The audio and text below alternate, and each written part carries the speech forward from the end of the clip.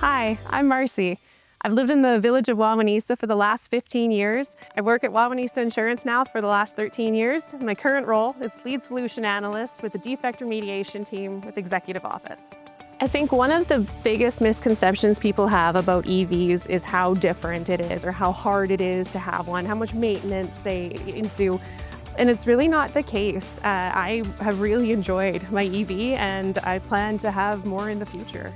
There were a few years living here in Wawanesa where we were working in Brandon, both my husband and I. So we would both commute. When I switched and started working here in town, I didn't have to commute anymore. And with the price of gas rising and additional costs, we started looking at better ways to make that work for our family. And ultimately, an EV was the best option. There's definitely been more of a presence from the Winnipeg office out here, and that really has helped with collaboration greatly. It's not saying that we can't collaborate over computers, it's just some of those conversations being able to be had in person really are beneficial for everyone. There are lots of folks in our Winnipeg office that drive full electric vehicles, Tesla included, that weren't able to make that trip due to the inability to find charging stations on the way out to Wawanesa.